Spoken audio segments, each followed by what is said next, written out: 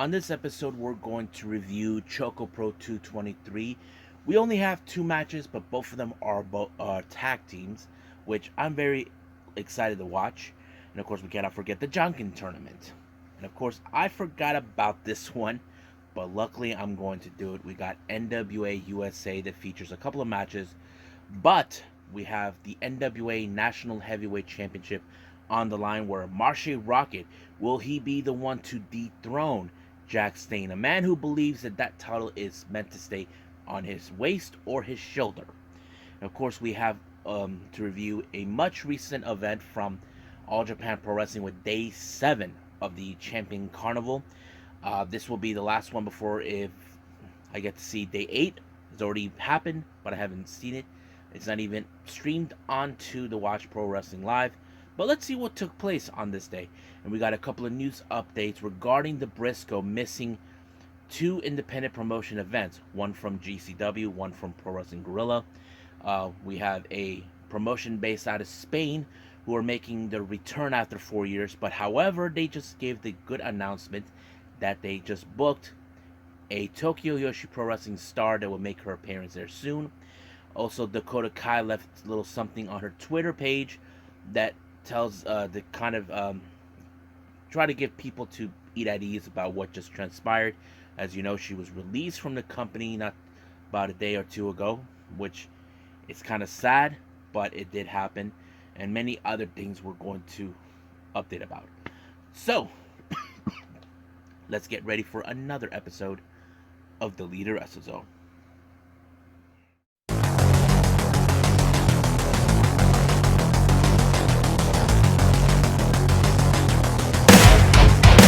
Are you ready?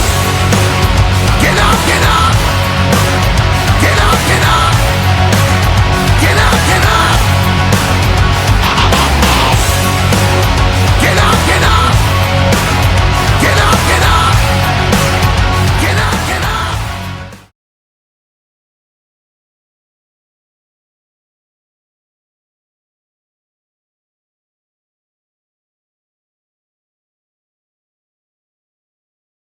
Welcome everybody to the Lead Wrestle Zone, all things that is pro wrestling with AEW, NXT, New Japan Pro Wrestling, Impact Wrestling, the National Wrestling Alliance, various promotions, wrestlers, matches, and championships. I am your host, J-Rod here. So, let's go with ChocoPro 223. Now, normally I don't talk about the opener because, it's not very important. But however, Balinaki had a big much opener that he wanted to do, as you know, the day before. A certain someone had her moment in Stardom. We're talking about Mei Suruga. As you know, she had an incredible match this past Friday on, of course, Stardom for the High Speed Championship. And I thought it was a pretty good match. I mean, that match was praised by many wrestlers and fans throughout the world. And I feel, but Mei Suruga feels saddened that she did not get the one thing she wanted, which is the championship. Even Balinaki tried to ask her, he tried to say, look, it's okay that you lost. But Mei Suruga is the kind of person who doesn't want to admit it because she feels ashamed that she lost in that fashion. But we know she can do it again, but we just don't know when will that happen. But right now, let's move on with the opening match. We have Yuna Mizumori teaming up with Hoshi Tango, basically taking on the Best Bros, Mei Suruga and Balinaki. Now, Yuna and Hoshi Tango are two big individuals. Now, this is another case of the David versus Goliath scenario. But we know the Best Bros, they are good at what they do. They always find ways to win it. But the only common thread is Hoshi Tango, who is the much bigger individual from the opposing team, so it kind of fits into that pattern.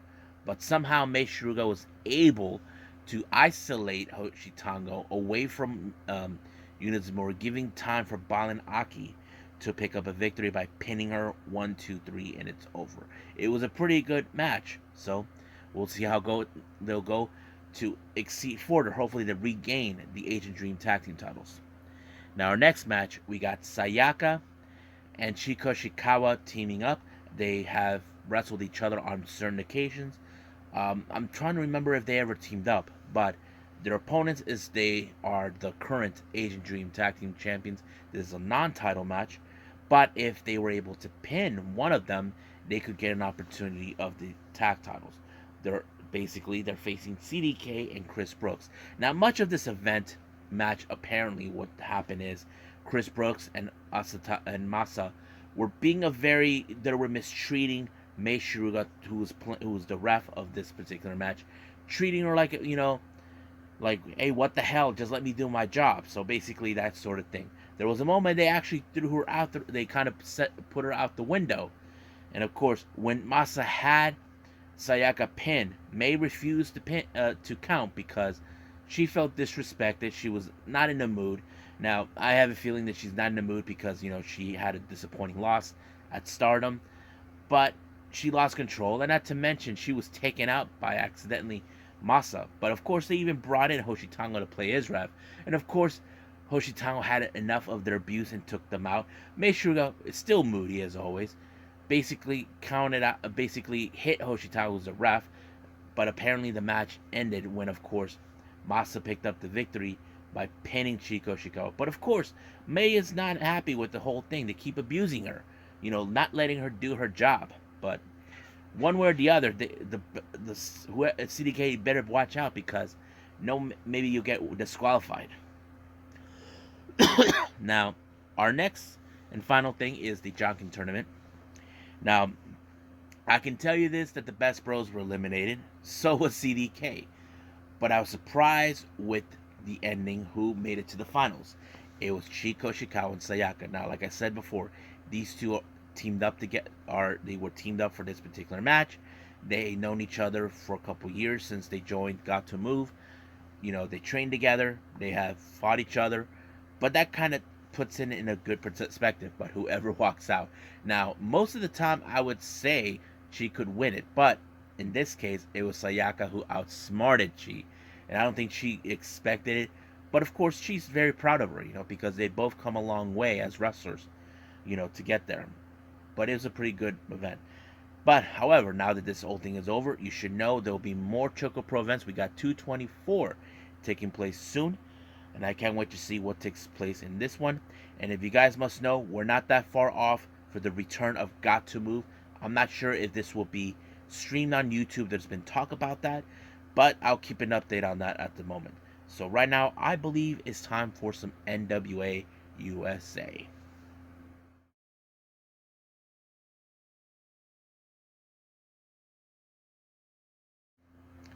Okay, NWA USA. Now, it opened up with May Valentine interviewing Black G's. Now, Black G's, as you know, made a deal with Jack Stain to keep the fixers away from what they are trying to accomplish. Also, made Idolmania Sports Management are trying to do everything in their power to maintain more gold. Now, the current belt they have is the television title, but now they are aiming for the National Heavyweight Championship. So Black G's is confident enough to believe that, of course, the Marche Rocket will walk out as the champion. So we'll see about that, because that's our main event. Now, our opening match, we have Camille taking on Caitlin Alexis. Now, keep in mind, Camille had made a good statement on her last interview that she is determined to keep this title. She wants to be the one-time champ. Basically, keep it with her forever. But the real question is, who could be the one person that tried to dethrone her? I mean, there's many possibilities. I mean, right now, Mickie James wants a shot of that title. So is Natalia Markova. I wouldn't doubt that Chelsea Green will want that title too. But we'll see. But Camille was always impressive in this particular match. She speared Caitlin Alexis for the pinfall. 1, 2, 3. Good night, Alexis. Now, our next match is a very unusual triple threat match. We got Casey Rocks versus the Rude Dudes, Jamie Stanley, and of course part of the Faithful Ministry, or whatever they call themselves, Gags the Gimp. I was like, don't know how to pronounce.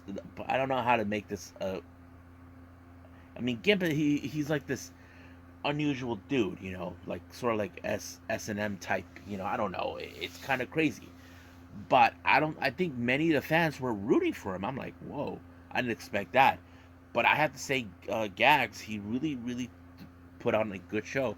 Not to mention he's a bit weird, but he picked up the victory, 1, 2, 3, and it was over right from there. Now, May Valentine once again did another interview, but this time with Colby Corino. Now, keep in mind, Colby Corino has two things in mind. One is to obtain the Junior Heavyweight Championship due to the fact that he believes he has a right to that title due to his second generation status. But however, he has to contend with Kerry Morton, who is the son of Ricky Morton. He doesn't believe that Kerry Morton is a generational wrestler because he's not in the same league as him. So he's making a statement on that. Now, Kyle Davis puts out an interview, but this time he talks to Tom Latimer. Now, Tom Latimer was supposed to give an announcement on Power, but however, he refused to say it. He wanted to save it for another occasion. But this time he finally says what he is planning. So he wants to do one thing. Now, as we all know that he and Camille are the power couple of NWA, he wants to obtain gold, like to be in the same level as her, like to be the ultimate power couple in pro wrestling with Camille, which is understandable. So basically, he said that right now he wants championship gold. So he aimed for the national heavyweight title, but however, there's that match that's taking place. But he asked, who do you think will walk out? He believes Jack Stain will walk out. He doesn't believe that Marshe Rockett has what it takes to walk out as a champion, and that is a good take out of him to say that, because as you know, Jack Stain, he has these dirty tricks up his sleeve in order to retain his title. That's his goal that he wants. Now, for that, our main event is the National Heavyweight Championship. We have Marshe Rockett versus Jack Stain. Now, Black G's was banned from ringside thanks to Jack Stain's attorney. Now, apparently, they clarify, say that Jack Stain has to defend the title at any cost. So basically, the contract this day, he should be defending the title, but he's not but there are certain things he can work around, like keeping Black G's away from him. As you know, Black G's will do whatever it takes to make sure that Marshe Rockett wins. But this time it did not help. But for Jack Stain, he decided to go after the knee of Marshe Rockett. The reason is he does that finisher move, kind of like a side kick or something, or jumping side kick. I'm not sure what he calls it, and he disabled it, and that kind of gave him the opportunity to pick up the victory. He used that under his advantage, and he retained the title in that fashion. So basically, this is why Jack Stain, he knows how to find weaknesses or try to go around in order to win the match. So I think that's pretty much it, what we got with the National Wrestling Alliance. So let's move on with All Japan Pro Wrestling.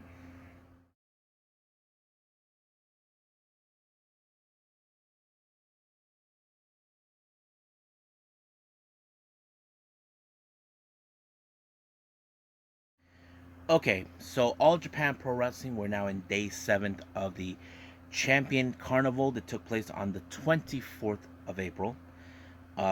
We have a couple of matches that have nothing to do with that tournament, but there is a championship match in this particular. We'll get to that in a bit. So let's start with the opening match. We have Seigo Tachibana teaming up with Yoshitatsu to take on Izanagi, and of course, what's his name?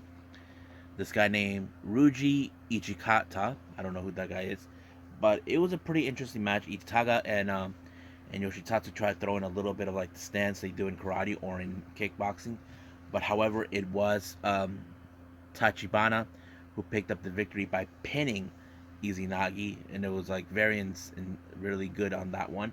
I don't think Izanagi expected it. Next up, we got the young boy Ryo Inoue teaming up with Takao Mori to take on, of course, Evolution, Dan Tamura, and Suwama. Now, as you know, Evolution is one of the most strongest factions in All Japan, but however, it was Dan Tamura who put Roy Inoue into the Boston Crab. As you know, the young boys are limited to whatever moves they do. The factor is this one is Inoue is the young boy. He is the weakest link of the group. So Evolution won. Now we do have a very interesting match Next round showdown, we got Rising Hamato and Kento Miyahara teaming up with their stablemates, the Aoyagi brothers, Atsuki and Yuma. I thought this match was pretty good because it showed a lot of character. Like, they're not afraid to throw down. But however, Yuma pulled off an amazing upset against Kento. Now I'm going to assume that these two are going to meet up in the Champion Carnival match on day 8. I'm not sure about that, but it was Yuma who picked up the victory on him, and I think Kento's beside himself. He couldn't believe it happened, but it did. So basically, he didn't expect it. Now our next match is for the AJPW Junior Heavyweight Championship between Blackman Sori and Hikaru Sato. Now Sato, he is a much disciplined wrestler as a martial artist. That always helps him. But however, the way he wins it is by headbutting Black Mansuri to retain the title. But however, it appears that someone from the dark decides to make an entrance, and that is Yusuke Omori, Yusuke Kodama, who wants to be the next challenger. So basically, being all creepy and all that, but that's how he rolls. Now, our next 3 matches, the first 2 are part of the Champion Carnival 2022. We are in Block A. First one is Ruki Honda versus Suji Ishikawa. As you know, Honda is the only person in this tournament who has no wins. Sushi Ishikawa maybe 2 or 3 wins, I'm not sure, but it was a pretty good one until Ishikawa put him away with a power slam down, and blammo. That's how it rolls. Now, our next match we have is, of course, Shigehiro Irie taking on Shotaro Ishino. Ishino, I think that's his name. Yeah, Ishino. I have to say it was a pretty good match, but it was Ishino who walked out as the victor when he pulled off of course, a leg lock right on Irie, and giving him the much better advantage. Now, our next and final match is part of the B block of the Champion Carnival. We have T-Hawk versus Jake Lee. Now, Jake Lee, he is determined to win this year's tournament in order to regain the title that he lost. We're talking about the Triple Crown Championship, but he has to go through T-Hawk. But he was able to get through T-Hawk through submission, allowing him to pick up a really good victory. So Jake, he's most likely on the roll to regain the title that he lost, but we'll see what happens. So I think that's pretty much it right now. Let's go to news updates.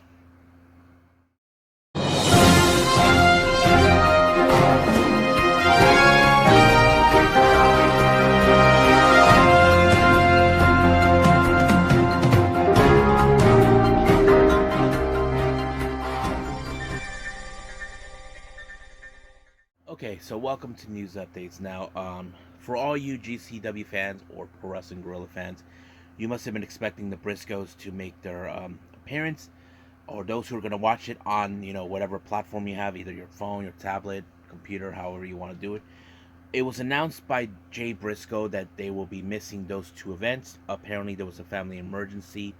Mark Briscoe's had complications during the pregnancy.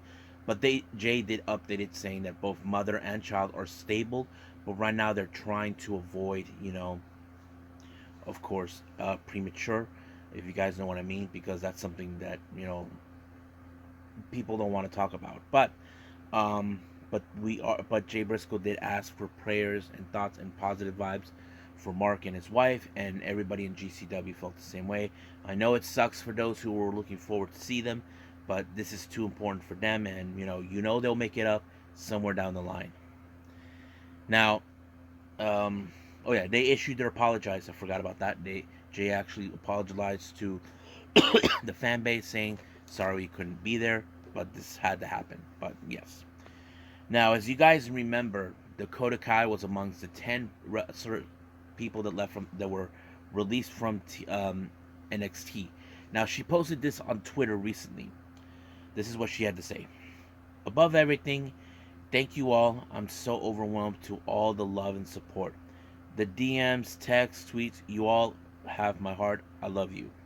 I'm thankful for able to meet, work, and intertwined with so many beautiful people, people I looked up to, people I learned from. I met some of my best friends over there these last few years that will remain in my life forever. I don't know what's next for me. I chose Evie at 17 years old. That chapter is shut. Just know this, I am far from being done. Now, what does that mean exactly, that last part? Let's talk about that. As you know, much like Ruby Soho, when Forshi was released from WWE last year, there were those who were indicating that she may take back her name, Heidi Loveless, but apparently it did not happen. She did keep the name Ruby, but she didn't know what to put in it until Lars Fredericks from Rancid told him that he can use the name Ruby Soho based on the song that he and his bandmates Rancid wrote, and of course that's how it goes. As you probably ask yourselves, why can't you go back to that name? Well, the thing is this is a name that of course might have been important in their lives, but this is a new chapter in their lives they have to step in. I think that's what Dakota Kai is trying to do. Now, I know some of you are saying that she could end up in AEW. There's no doubt about that. I wouldn't see why not. But the real question is, will Tony Khan see a little value of her, what she can bring into the table, or giving her a much needed opportunity? Well, we don't know. But let's just hope wherever she goes, we'll be there to support her. Now, William Regal, as you may have heard, he is good friends with Japanese legend and wrestler Shinjiro Otani. As you know, Otani was injured earlier this month during a Sensei Pro Wrestling Zero event. Many wrestlers, including Regal, has announced that he will be donating his merch money from Pro Wrestling Tees to Shinjiro Otani, and I think it's pretty good out of him to do that, because I know many people say that there's a lot of challenges that they will have to face, and there's no wrong about that. Now, some of you probably say, is there really wrestling down in Spain? I mean, there is. I mean, look at the Spanish sensation A-Kid. He's from there. Mina Shirakawa did wrestle down there too in Spain as well, from my understanding. But they said this promotion called RCW will down in Barcelona, Spain, will be making their return after 4 years. But they did announce that on July 2nd, Miyu Yamashita of Tokyo Pro Wrestling will be making her debut. I think every fan who ever seen her or heard about her, they're in for a treat. I'm not sure if we'll be able to see that, but we'll see what happens then. Now, our last update. This one is a very interesting one. This is coming from Yahoo Japan. Now, I did not read the article, but I did learn from various bits and pieces from what people were talking about. It appears that Syuri wants to have a match against Kana. Now, if you guys don't know who that is, Kana is the name that current WWE star Asuka used when she was in Japan. Now, she wants to have a match with her before they both either retired. Now, this will be a good thing. Now, some of you WWE loyal fans probably would say this. Well, Stardom should work with, with WWE. AEW sucks. That's what you guys would think. But this is not about that. You see, Syuri is the kind of person who would rather fight someone who she never had the pleasure of fighting. This has nothing to do with the company or anything else. But I say this will be a good match. But the real question is, can that happen? We don't know. What would Asuka say? What does she think about this coming from Syuri? Well, we don't know, but hopefully I'll find out more about it when if it comes more into the light. So I think that's pretty much it, what we got with the news updates. I believe it's time to call it a day. Well, I hope everybody enjoys this episode. Originally I forgot about NWA USA, but good thing I actually decided I wanted to do this because, I couldn't say no. Coming up, we have, of course, very interesting shows that took place this past Friday. We have AAW with Never Say Die that took place on the 29th. And, of course, on that very same day, we got Violence and Suffering with Lucid Dreams 2. I'm very excited to see what took place. And also, we got New Japan Strong. I'm very curious to see what's going to take place in this particular. And there's a lot of things that are going to take place this entire weekend. I mentioned this before, as you know, Got to Move is coming back on May 4th. I'm very excited to see what's taking place. As you guys may or may be aware now, as a reminder, we got Stardom's Golden Fight Week coming up soon. We will expect the return of Konami, who will be joining God's Eye. And this is only for this particular tour, nothing else. Now, some of you probably ask, isn't she supposed to come out for full time with Stardom? No, she made it perfectly clear due to her health. She wants to keep this at a minimum. So basically, I'm not sure how her health is right now, but we'll see about that. But that's about it. So I'll see you guys in the next DWZ time. Same DWZ channel. I must bid all of you adieu. So, goodbye. Mwah. And have a nice day. Bang.